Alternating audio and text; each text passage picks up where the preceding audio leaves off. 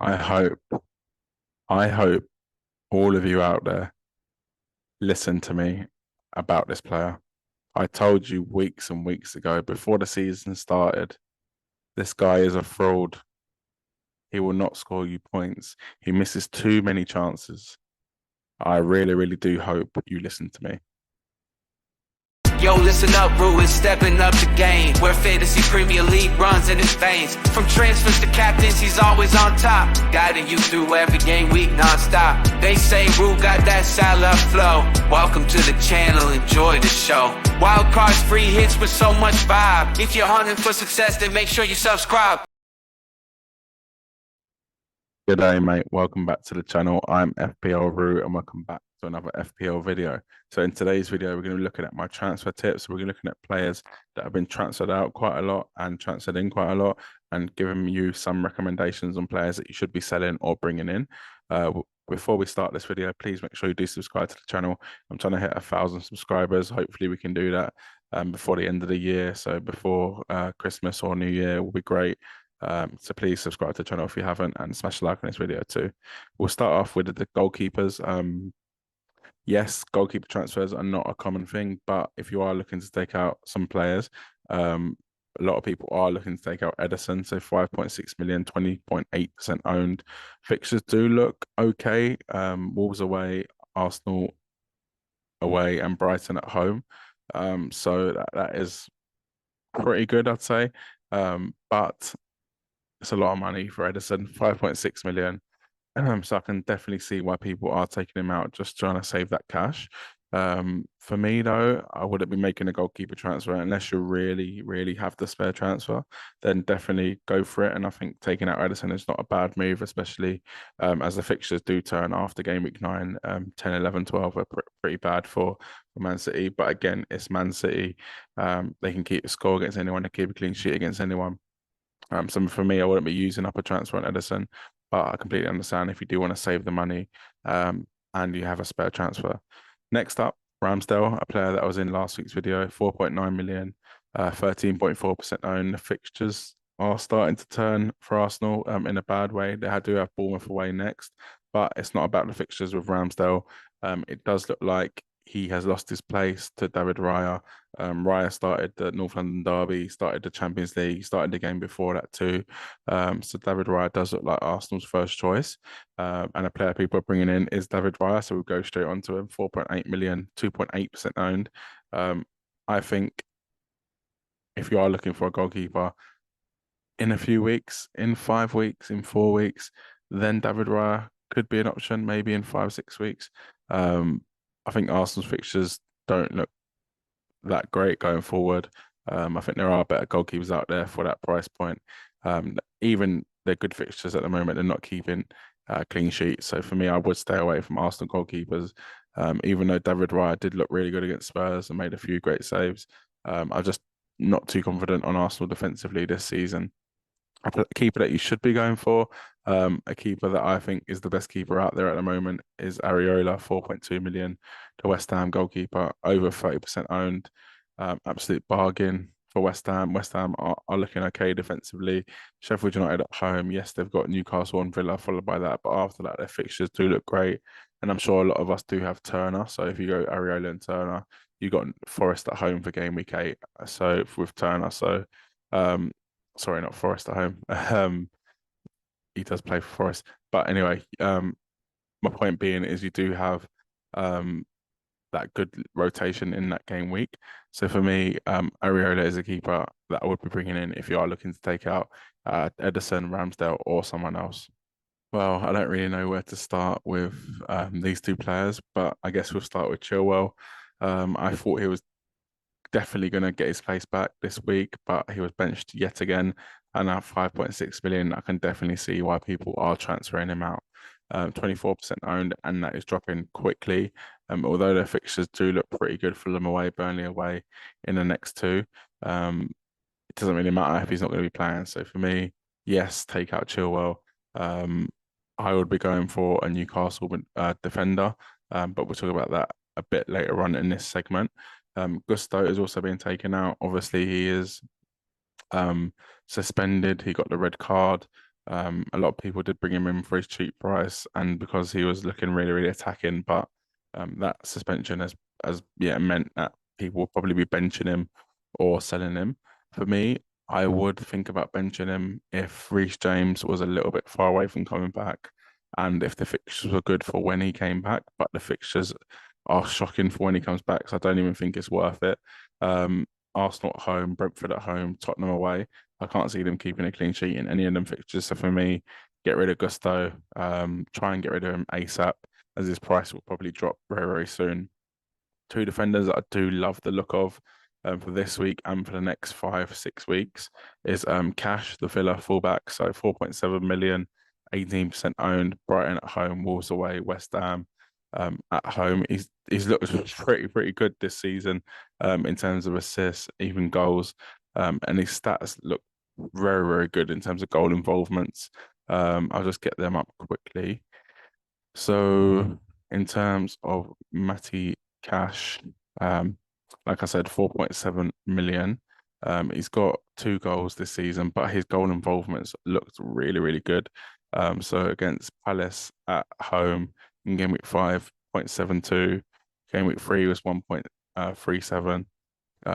Everton at home in game week 2 was 0.27, and Newcastle away in game week 1 was 0.74. So he looks like he can get a goal, and he's got 2 goals already this season. So Matty Cash, and with Villa's fixtures and how solid Villa can be defensively, I think Matty Cash is a really, really good option. In terms of um, Newcastle defenders, I did speak about it a little bit last week, but we'll speak about it again. Trippier, 3 assists, unbelievable. I went for Botman, so I'm still happy with that. For me, if you have got the money, if you've got the money spare from Chilwell, then go for Trippier. 1 million more than Chilwell, and I think it's money well spent with them fixtures, with his assist potential, with his goal potential on set pieces. I think Trippier is going to be a real, real threat over the next few game weeks. I do think Botman is good if you don't have the money. But if you do, from Chilwell example, then go for Trippier. So I'm not sure if you've noticed, but there is a little bit of a theme in this video. Another Chelsea player is in the red section. Players that are being transferred out. That is because they're looking real stinky at the moment. They're losing games, they're drawing games, they're basically not winning games. And Sterling, a lot of people did bring him in after his big haul in game week 3, I think it was. But now people are taking him out, and I can see why. He hasn't done anything since then. For me, it's a tricky one. Yes, if you don't have any other transfers, then I think take out Sterling. But them 2 fixtures do look really, really good for him. Fulham away, Burnley away. Yes, Chelsea looks really, really bad, and I completely understand taking him out. And I probably would take him out if I didn't have any other fires to put out. Um, so I completely understand. But yeah, probably take him out, to be honest, because even with them fixtures, Chelsea do not look good at the moment. Marcus Rashford, on the other hand, 8.9 million, 31% owned and dropping, has really great fixtures. So Palace at home, Brentford at home, Sheffield United away. He hasn't performed this season. He's only got returns in a couple games. I am getting a bit frustrated with him. I do own Marcus Rashford, and he's potentially going to be coming out this week. But saying that, I probably will be keeping him because of them fixtures. They're too good to not to ignore, basically. And Rashford is a player that can score goals. We know he can do it. He's done it last season. He's done it a season before, and I think them fixtures do look really, really good for him. Yes, if you want to go for Salah or Son or Madison, then absolutely take out Rashford. But for me, I've got Son. I don't really want to go for Madison just yet, and I don't want to go for Salah just yet. So Rashford is perfect placeholder for me until I want to get Salah in a few game weeks' time. Gordon is a player that people are bringing in, and I probably will bring in this week. But we'll talk about that in my team selection video later on in the week. 5.6 million, 3.3% owned. Burnley at home, West Ham away, Palace at home. Has got a lot of returns this season. Considering that he is new to the team, he came in straight away. He started games, he's got returns, and he even got a massive haul, a 12-point haul off the bench in the last game week. Yes, he came off the bench after 15 minutes, but it's still off the bench. And he is one of, well, if not, he is one of the best Newcastle assets at the moment. Like I said, he's got 2 goals, 3 assists. He looks like he's going to have that left spot on lock now. St. Maximin's gone to Saudi. Barnes is injured for the foreseeable until November at least. Yes, they could play Isak on the left, but for me, I think uh, Anthony Gordon has that spot locked up, and I would be bringing in my team if you need someone of that price point. Jared Bowen is a player that I think people are ignoring a lot of, 7.1 million. He's returned slowly but surely this season. He started every game, even though I feel like he's been flagged for most weeks. But like I said, Bowen at under 10% owned, 4 goals, 1 assist. He's even a 12 point in there. I do think if you are looking to take out Rashford, then he could be an option. Their fixtures don't look great in the next 3, but after that, West Ham's fixtures are really, really good. So if you want to jump on early, I think Bowen is your man. If you are watching this video and you do watch my content, or follow me on Twitter, or follow me on TikTok, or follow me on Instagram, then you'll know I have no love for Jackson.